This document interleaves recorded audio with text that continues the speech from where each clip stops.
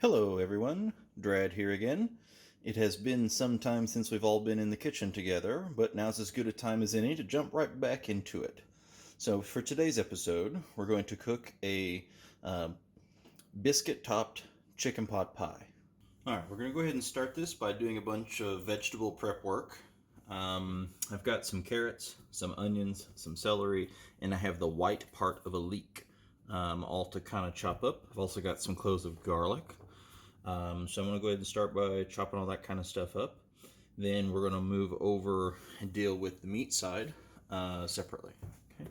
So I did take the green part off of one regular size leek here. You can use the green part as well. I just have enough of the aromatic style vegetables that I didn't think I was going to need that extra with what I've got. That and the green part, at least for the leek that I had, most leeks come with lots of dirt. So when you do use the green side, you have to wash them very clearly. But this had mud and all kinds of stuff in it. So I kind of put it off to the side. Something I'll deal with later for another project. So I'm going to kind of cut this up into bits. So cut it in half and then into some strips.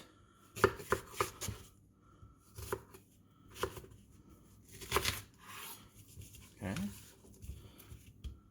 And then after I get these strips, I can dice out the rest.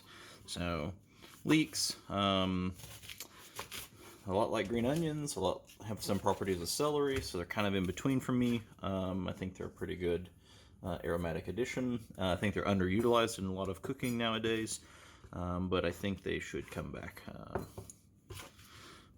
Monetarily speaking, they're affordable for their volume, and they do bring some of those aromatic properties that are already welcome in many dishes. So I think that that's a staple that we should start embracing. So we're just going to chop this up into bits. Nice little dice here. Simple and easy. I'm just going to put these in a bowl for now, because I'm not going to start any of the cooking just yet. I want to do a lot of prep work on this one first, so that I can kind of put it together all at once. I'll actually most likely start with doing the meats, because I've got a little bacon and some chicken thighs. And so with the bacon, I want to cook the bacon first, get a little of the fat rendered, and then I can cook the chicken in that fat. I know that, so one thing when you're cooking something that you're going to be cooking a lot of the ingredients separately and then putting in the oven, I will likely be undercooking the chicken just a little bit, but don't freak out, because it will go in the oven for another 20 minutes or so, and it will finish cooking in there. So if I overcook it in the skillet, then we might have some dry chicken. Now, I am using chicken thighs, which is extra fatty. It is a dark meat, so it is okay to cook it at a higher temperature. In fact, a lot of the flavors come out better if you cook it to a little higher temperature than you would, say, chicken breast. And it also maintains juiciness, but that also gives us a little forgiveness. We can hit our chicken safety mark, as well as, if we overcook it in the oven a little bit, not lose any of the dryness and stuff, or not lose any of the moisture that we would like to keep all the bites still flavorful and juicy and delicious. So, all right, we're going to finish cutting up the celery. These stalks are not very big stalks, so I'm just going to cut them in half.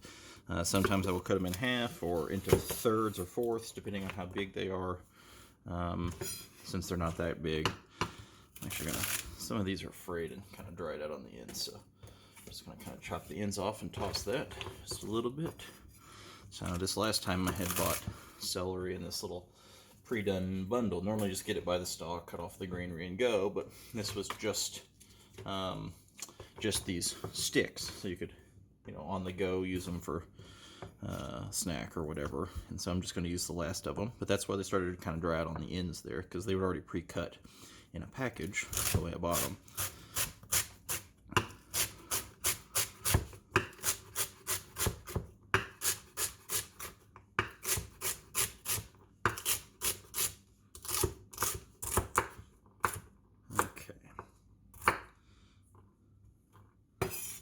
the celery in the bowl.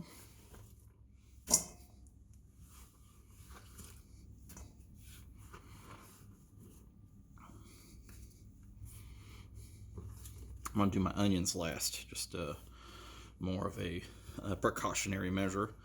Once you start cutting into those, I've got a new sharp knife now, so that's helps. Having a sharp knife really does help when it comes to cutting onions and having to deal with the tears that are associated with that. But even still, it's still going to release a little. So I'm going to wait and do them last. That's generally the case for what I try to do. So I've got a little over a pound, maybe like 1.25 pounds of carrots. I'm going to chop off some of these stalk tips. Sometimes I will cut off the ends as well if they're colored or if they're fuzzy or having any kind of weird properties to them. But these look okay. A lot of people will peel their carrots. For this kind of application, I don't feel that that's a necessary step. Some people still think so, but to be honest, I can hardly tell the difference before and after cooked, especially if I'm going to be cooking something that's going to be stewing for a little bit. Obviously, if there's some nasty spots or some dirt, I kind of wash them a little bit beforehand, but you can see that there's still some coloration and some little hair, like just a couple of these tiny little root hair pieces. Honestly, if you're going to chop them up, you're going to cook them, you'll never know they're there. So it's a lot of effort that, maybe isn't the most suited. And if that's extra time that prevents you from cooking, well, you don't want barriers. We really want more people cooking, having healthier, better food. And you'll find that, especially if you start cooking regularly, that not only are you eating healthier with less preservatives and that kind of stuff, but then you're also eating cheaper. And to be honest, once you do it for a little while, you start tasting better than the stuff that you would get otherwise. So this is the route. We want to encourage, cut the barriers, get people in the kitchen and cooking and eating better. All right, so let's go ahead and chop some of this up. Doesn't have to be like tiny little diced bits, but I don't want big chunks. I will cook it long enough that even like if I have, here's a big chunk or whatever, I didn't really have to cut that. I could keep these things still kind of chunky because I'm going to cook it and they're going to get a little soft in the skillet, so it's not too big a deal.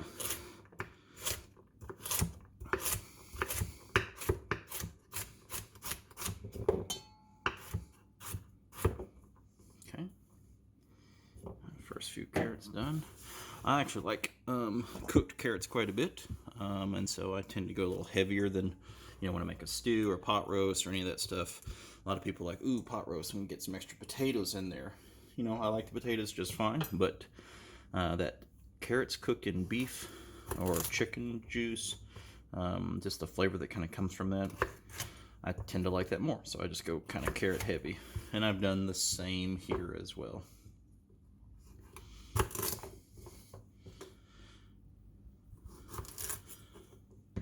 But we're going to have to do 3 of these carrot batches. So I'll go ahead and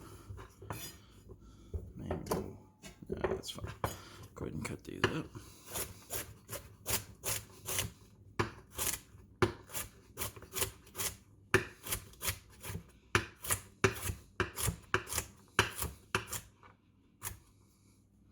You can go as fast or as slow as you feel comfortable when cutting up things like this.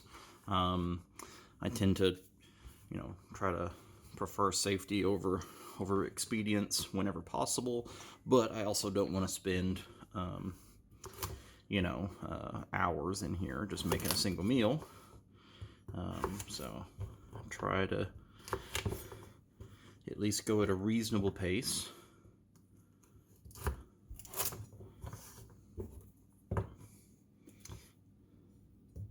And when you first start, maybe that reasonable pace is much slower than mine. And that's okay, as long as you've started.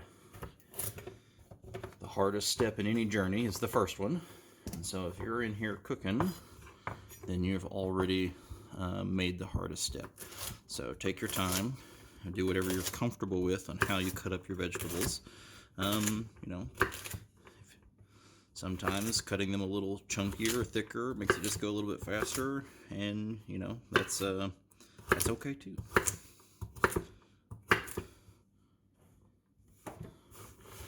Okay, carrots.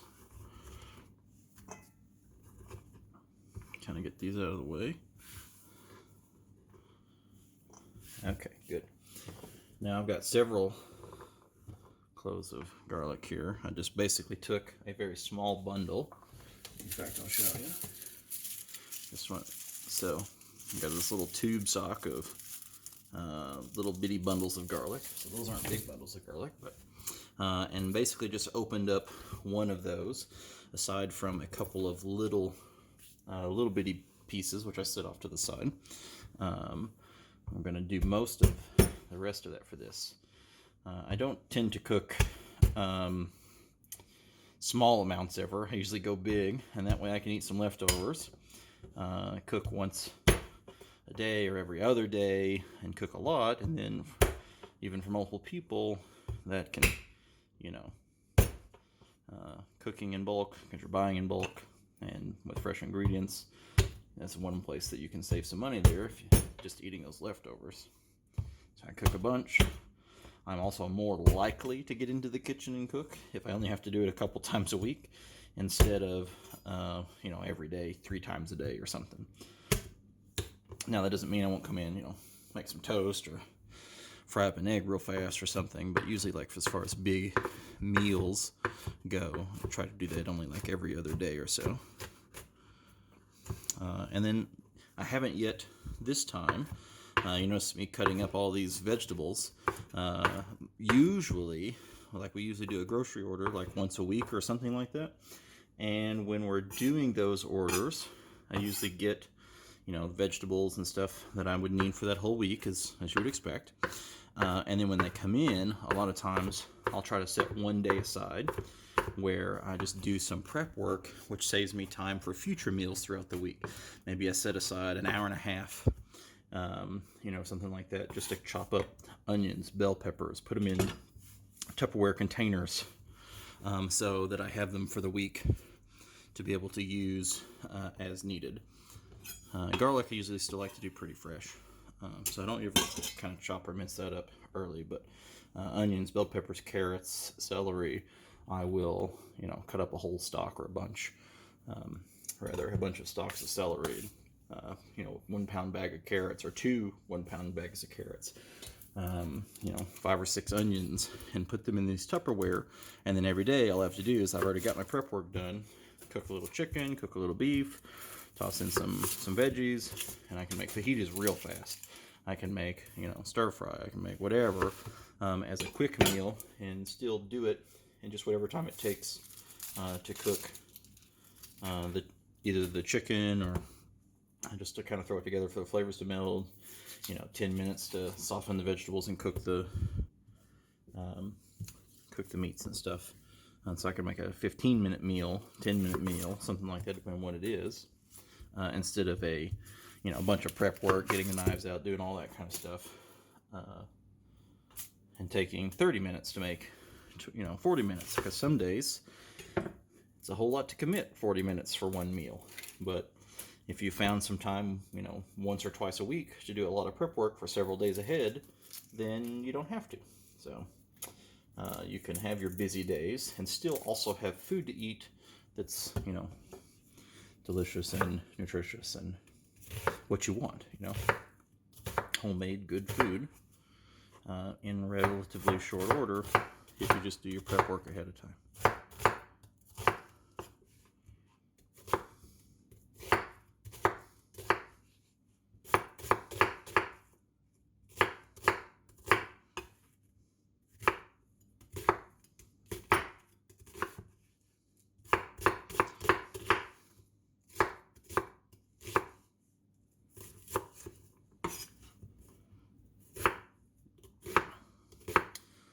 I also find that if I've got all my tools out, all my materials out, and I just go through it, I wind up saving more time in the long run anyway, because if I don't have to get my knives out multiple days, every day, whatever.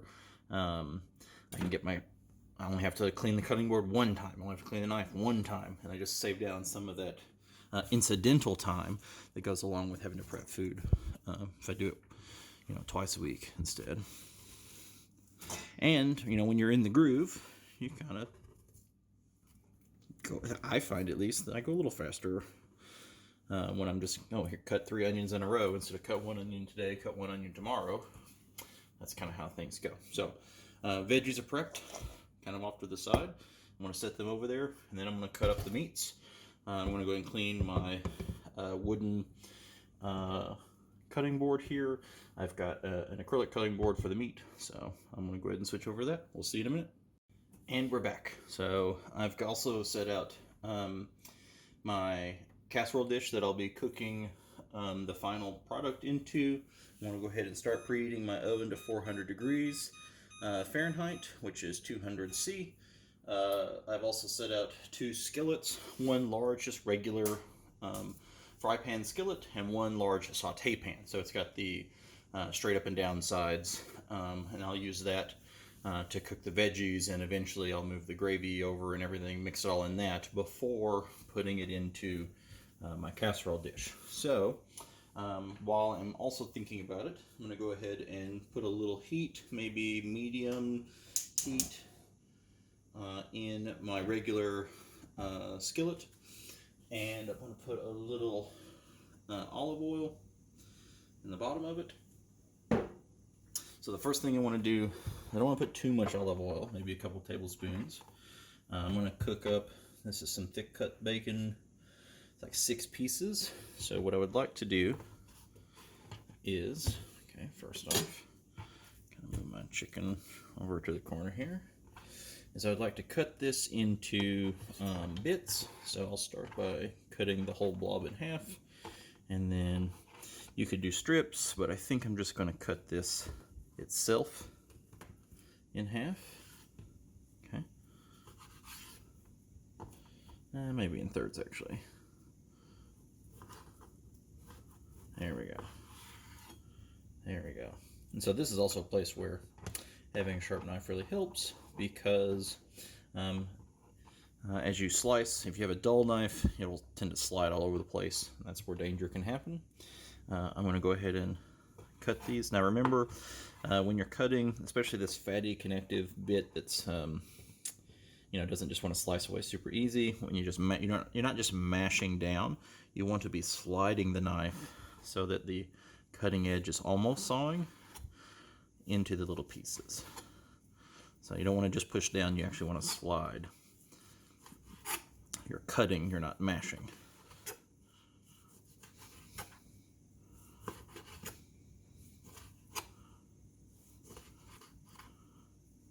Okay.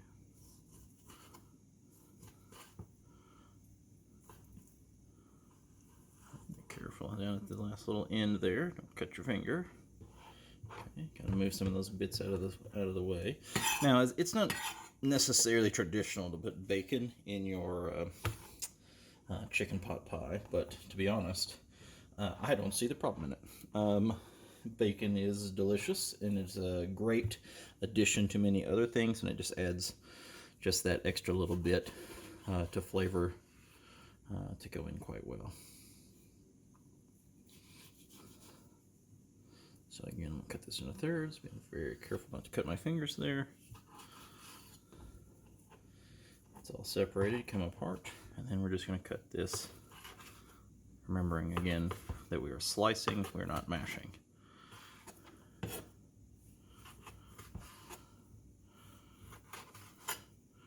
Doesn't take much experience at all to notice the complete effective difference in how you're trying to cut, especially these bacon pieces, and how much easier it is if you let the knife do the work instead of your arm. I don't even really put too much pressure down, as I'm just kind of going back and forth. Just a little bit.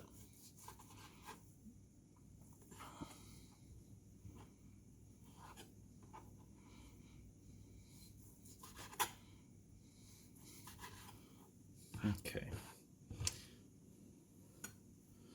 Now with that, let us prepare for what we were all waiting for.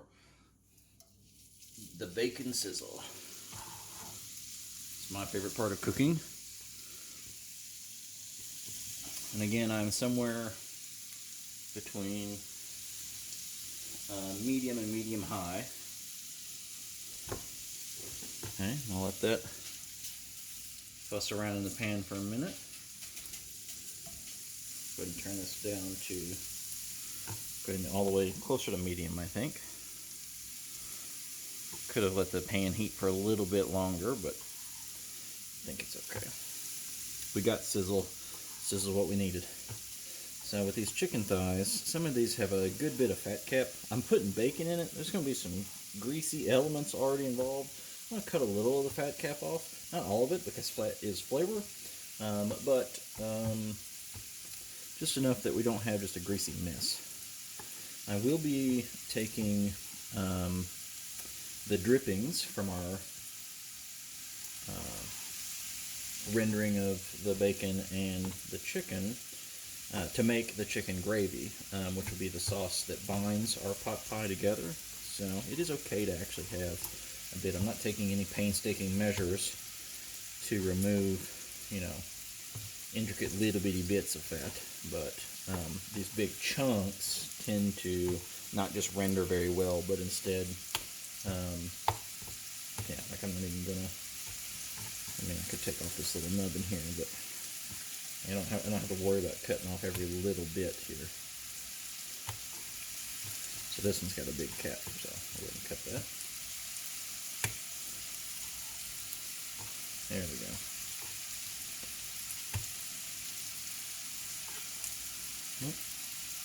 That was a bit aggressive, didn't have to get that much.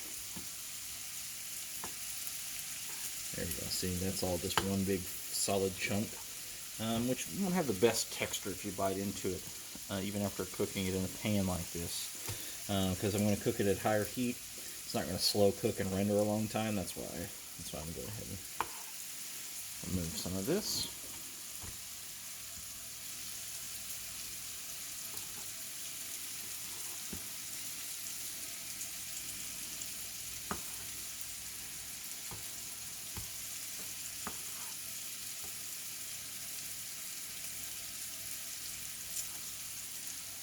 Okay, so I'm just going to toss this.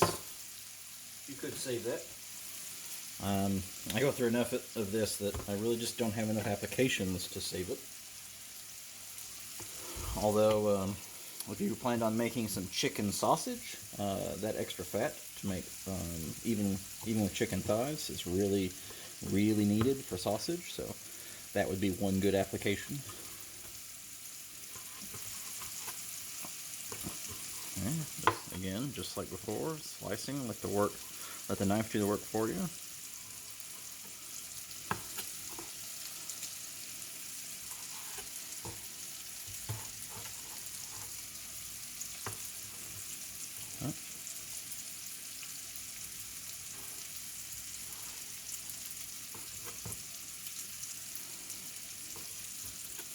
Make sure you don't forget to keep an eye on your bacon over there. I've got it at medium, and since I knew I was going to be doing this, that's why I put it on medium instead of medium-high. If I was just cooking bacon and that was it, you know, I could cook it at a little higher temperature and be a little more mindful, but I want it to go slower. It'll render more that way too, but then I don't have to worry as much as like, oh crap, I forgot the bacon, and I'm burning bacon, because that is a cardinal sin if I've ever heard one.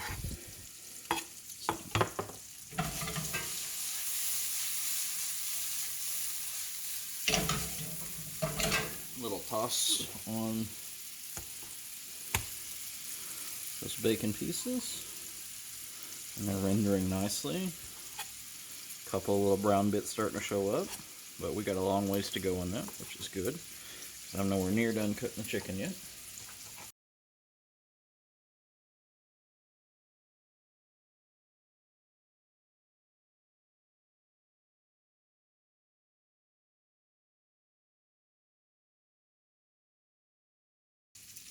Alright, I'm going to move the camera just so you can kind of get a sight of what's going on over here.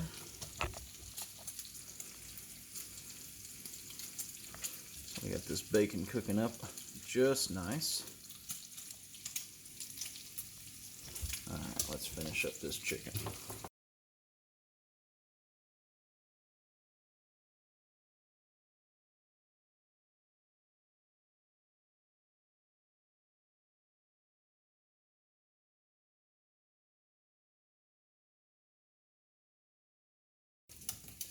Chicken's done. Bacon's almost done cooking. The timing on that couldn't have been any more perfect.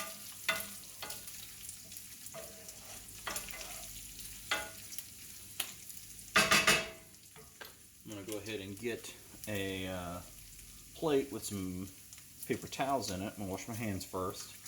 And then I'm going to scoop out this bacon, and then we're just going to take this chicken. Actually, before we do,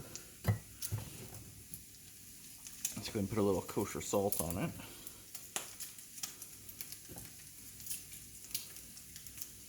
Okay, and I'll be back. Alright, welcome back. So I have fished out the bacon bits out of the pan. Still got the heat on medium. Bacon's pretty good, so I can attest to that. Let's go ahead and get chicken in the pan here. I've got enough that I might have to do this in 2 batches. I want to put in about half first. See where I am pan-wise. It's a bad idea to overcrowd the pan. Honestly, I think we'll be okay though. Maybe it's a bit overcrowded, but I think we will survive.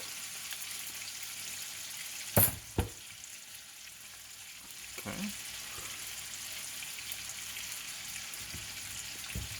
Now I can get this out of the way.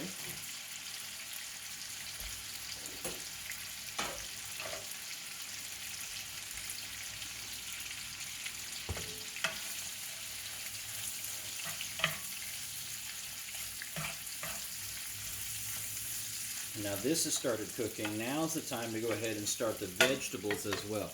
So I'm going to get my other big deep skillet here, the saute pan. I'm going to get going on medium. Actually, I'm going to put this on high. I'm going to get some heat going.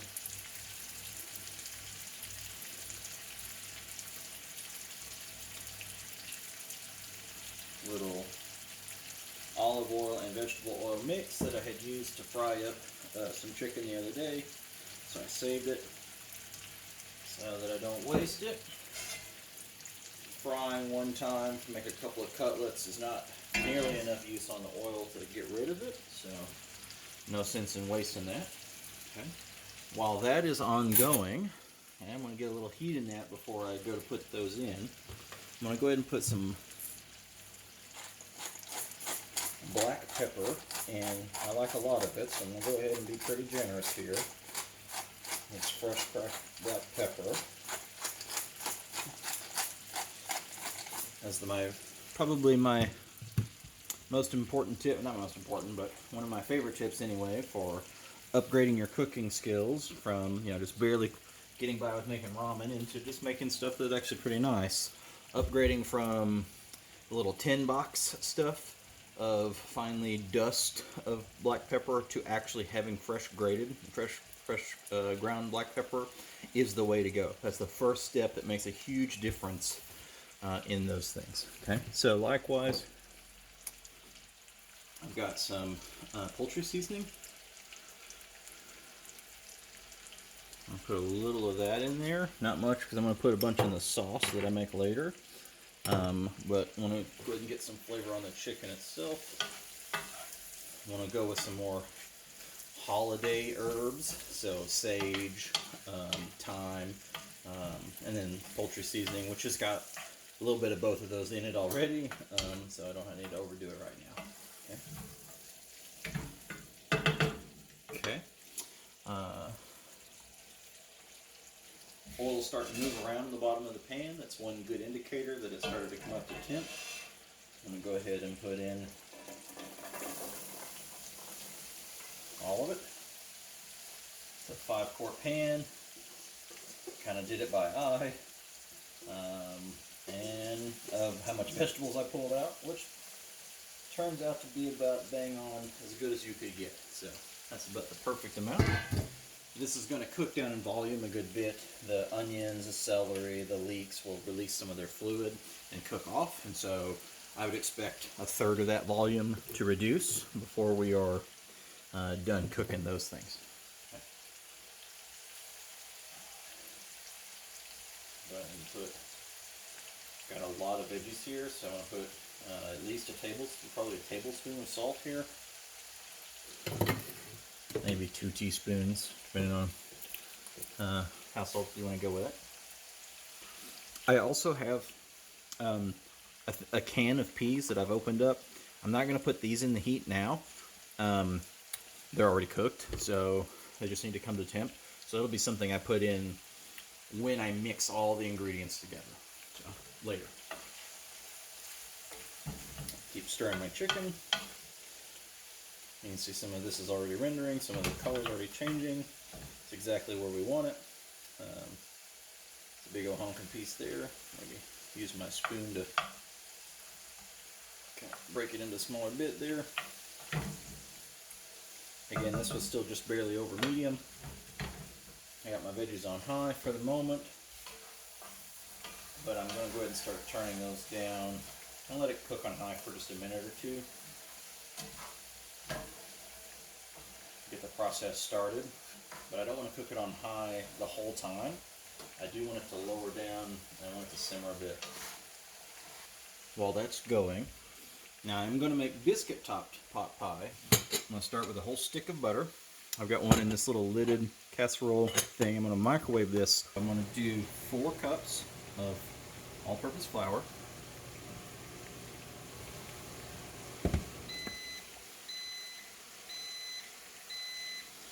Half a cup at a time here. So there's 1 cup, 1.5, 2, 2.5, 3, 3.5,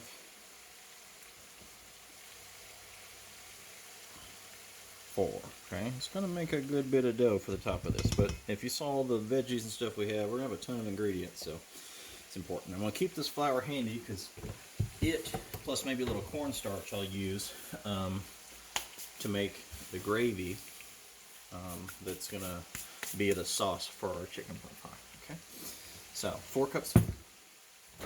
Check our butter. Okay, doing good on that. Another 10 seconds. Okay.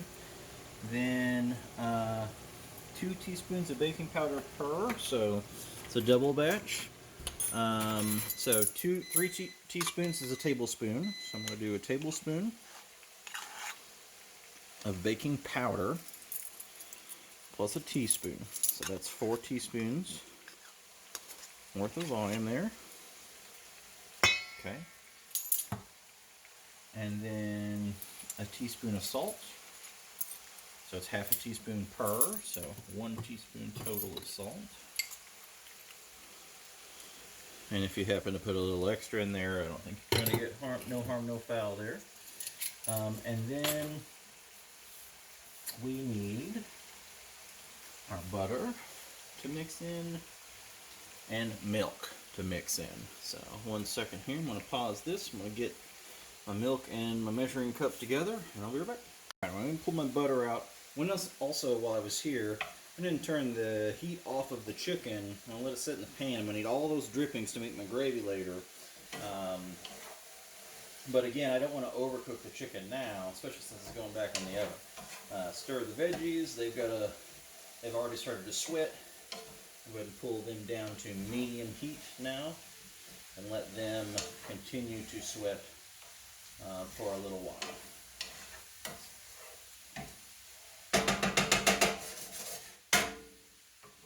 Okay, so my dough that I'm working on for my biscuits, I've got the salt and the baking powder in there. I'm going to use my fingers to kind of stir in that dry ingredients so they combine fairly well. Then I'm going to make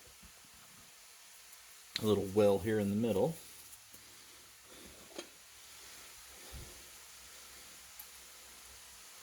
Go ahead and pour in all my butter. stick, so it's half a stick per batch. So you get 2 batches. And then 3/4 cup of milk per batch. So together that's a cup and a half.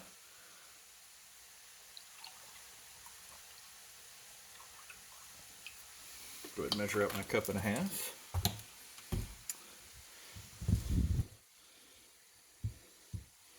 Go ahead and start folding this in a little bit.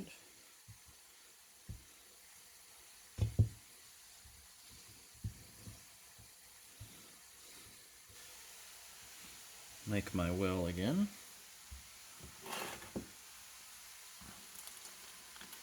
I'm going to pour most of the milk, not all of it. And then I'm going to mix a bit and then see where I'm at with the flour, especially if you do it by volume. If it's compact, maybe you've got more flour than you think. If it's real light, then maybe you've got less flour than you think. So when kind of mixing this together, this is a very forgiving kind of recipe for biscuits. You don't have to worry about the temperature or anything like you're making buttermilk biscuits or cutting butter in. But we still want to have at least some of the right level of moisture involved. So this is still kind of sticky. It's it's still a little bit sticky. That's what it is supposed to be, a little bit sticky. But it's also a little bit crumbly. You notice how like it's sheeting off in layers. That means it's too dry. So I'm gonna go ahead and put in the last of my milk here. Mix this in. I think I can abandon hope with the rubber spatula at this point. Just kind of mix in.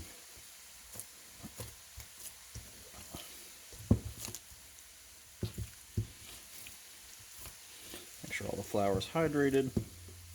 I don't need to knead this too many times. Notice how it's kind of wet. Put on the inside. Okay, there we go. Now we're talking. Got big mud hands going on. That's okay.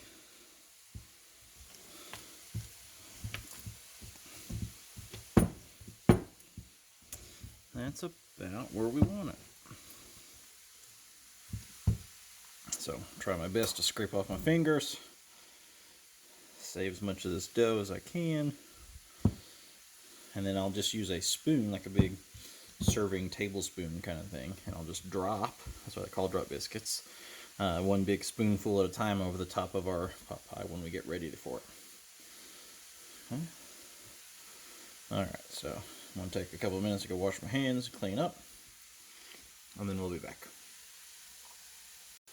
Okay, and we're back. So chicken starting to cool down a little bit. Veggies, you can already see the volume on them has come down a good bit. They were 3/4 of the way up the pan or more. Now they're half or less. So that's the right kind of thing. So I want to go ahead and start transferring my chicken over to that.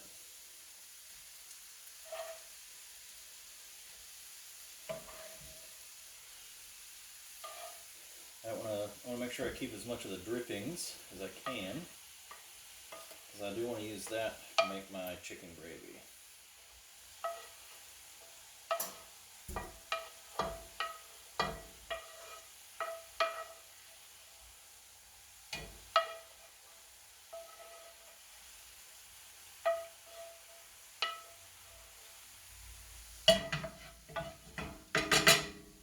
Okay, so go ahead and turn the heat back to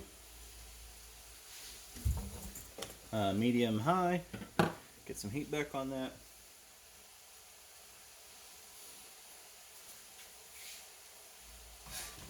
Oop. Got a little cornstarch and a little flour.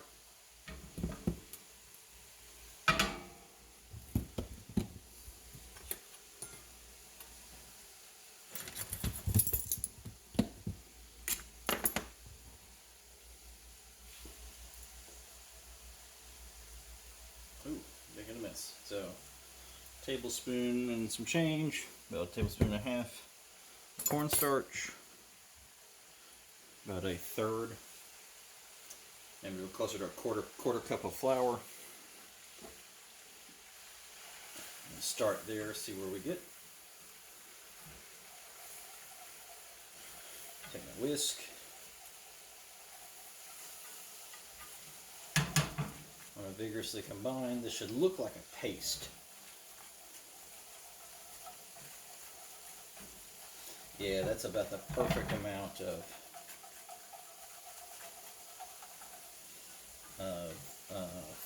starches for that amount of grease.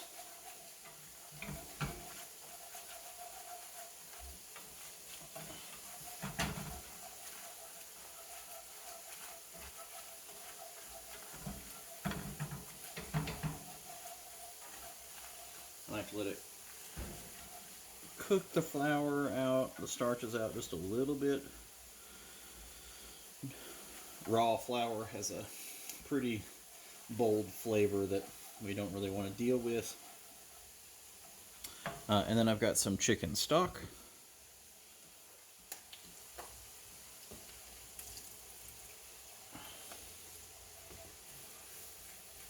Which I'm going to slowly stir in.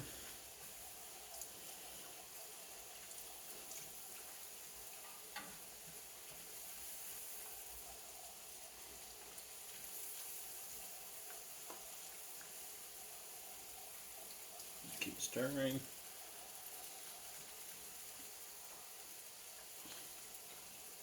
This sauce, like all gravies, will tighten up more than it appears, especially you take it off the heat. So it is important to make it a little runnier in the skillet pan than you would perhaps want as your final product, because it, like I said, it will tighten up a good bit.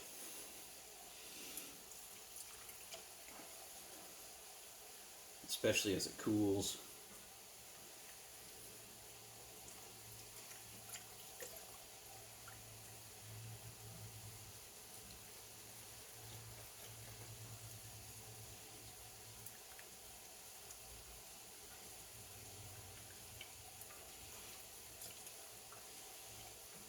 Just keep that on that medium high.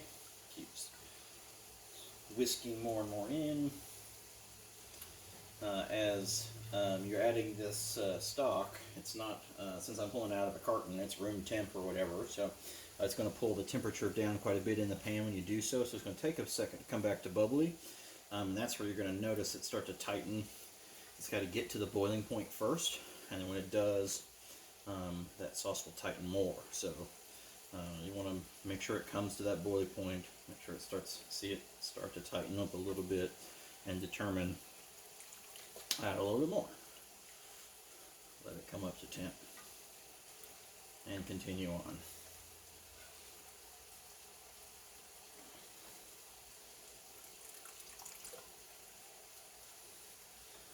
Not in any real big hurry here.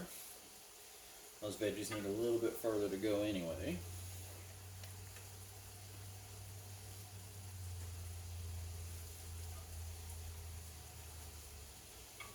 And I think we're getting to be about where I want it. Okay. Cut the heat.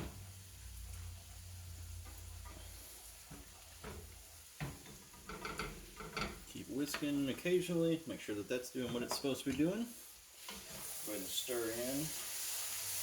You do want to keep an eye on your vegetables throughout, because if they get dry enough, they'll start to burn on the bottom.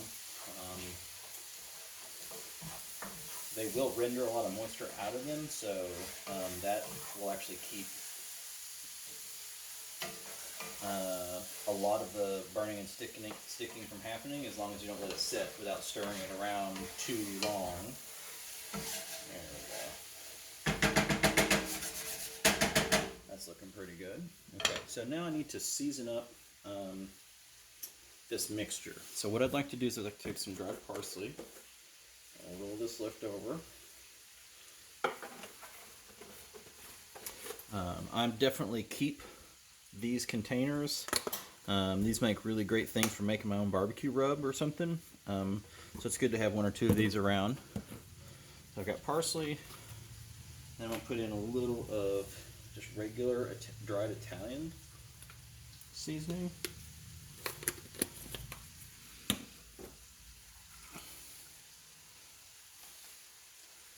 And then a healthy bit of sage.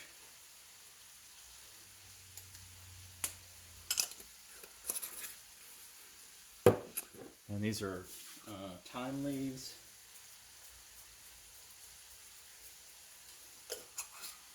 And then I'm going to go ahead and finish it off with some poultry seasoning.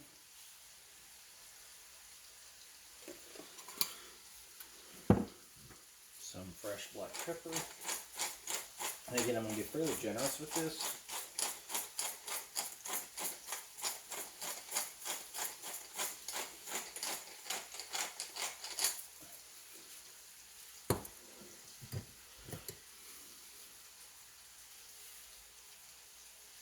A little kosher salt.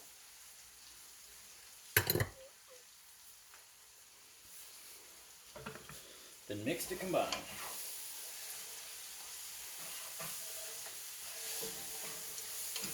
Okay, so now to add to this,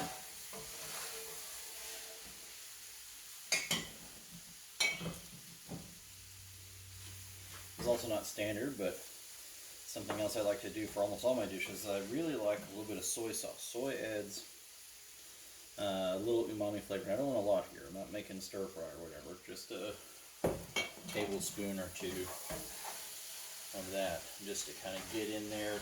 It adds a little liquid to the pan right now, which is getting to be to the point where needed, but it really will add some punch to your final flavors. Just to put a little.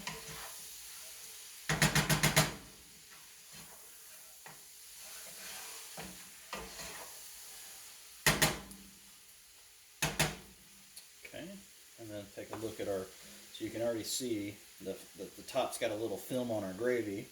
As it tightens, it'll do that, start to dry out a bit, but you can see it's still runny enough that I think we're in the right spot. Okay, so now I'm going to go ahead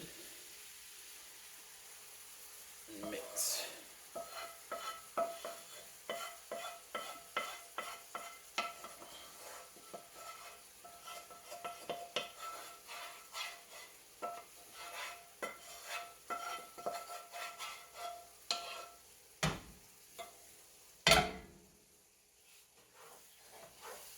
And now's probably a good time to go ahead and kill the heat on this.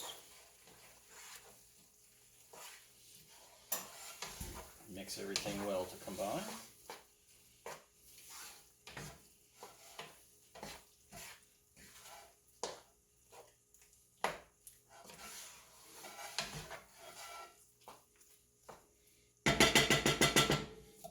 Okay. Still got our bacon set off to the side. Don't think I forgot about you. Put you in there. Mix that.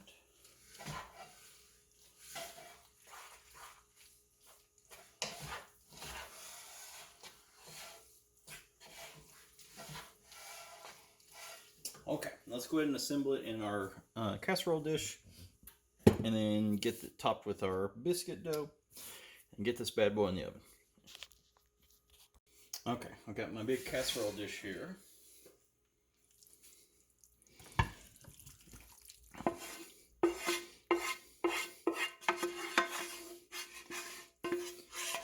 I think this casserole is based around a 9x13, but it's definitely a little bit bigger than the normal 9x13, so maybe it's actually 10x14 or something. It's also fluted to hold a little more volume instead of being the straight up and down.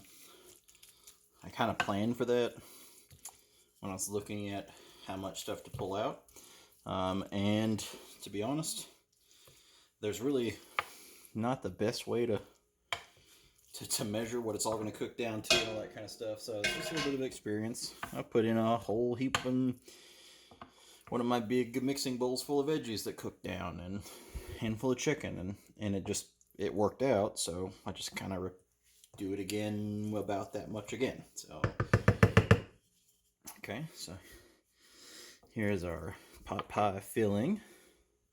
Okay, it's a bit chunkier than maybe I probably wanted in the long run. Would have maybe have liked a little more gravy than that, but I don't think it's going to be bad. So we'll just keep doing it. Keep it as we have. Okay. And then I've just got my dough over here. It's starting to tighten up a bit. So I'm just going to take a spoonful, drop it on here. Spoonful, drop it on here. I'll make sure I try to get pretty decent coverage this way. But I also don't want to get like too big, thick doughy bits.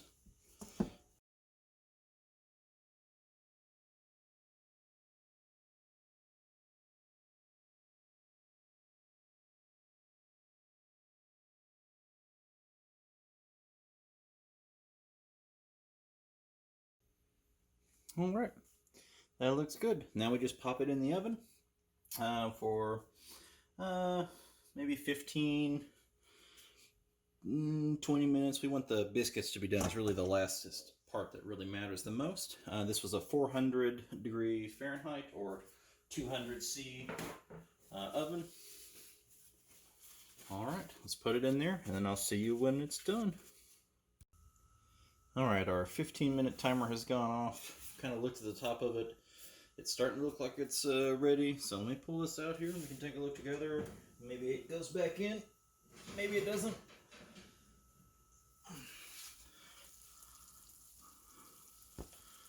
Ooh, bubbly. Little crunchy bits. One thing I like about these drop biscuits is these little crags and crannies across the top. They get crunchy. Turns out to be pretty good. I think I'm going to leave it back in for another 3 to 5 minutes or so, though. So I'd like to get a little more browning on those biscuits. All right, we'll give it another couple of minutes. Let's go ahead and get her out of there. There we go. Got a little better color. So now here's the hard part. It's done, but it's hot.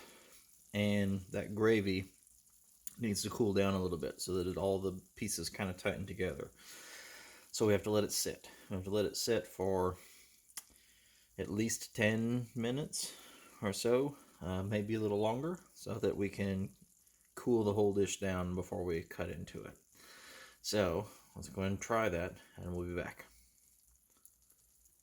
All right, we did it. It's no longer bubbling. It has started to solidify a little bit underneath. So let's go ahead and pull this off of here, set it on my stove.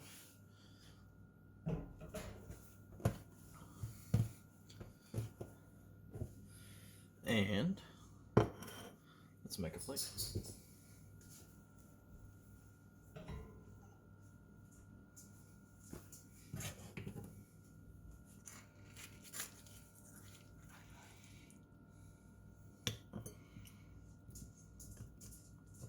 Kind of see how that has come together underneath.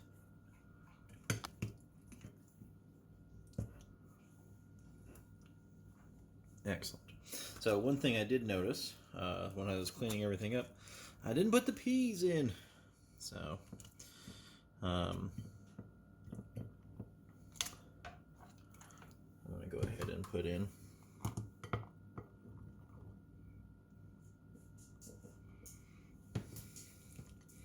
a couple of peas. There we go. One hell of a meal.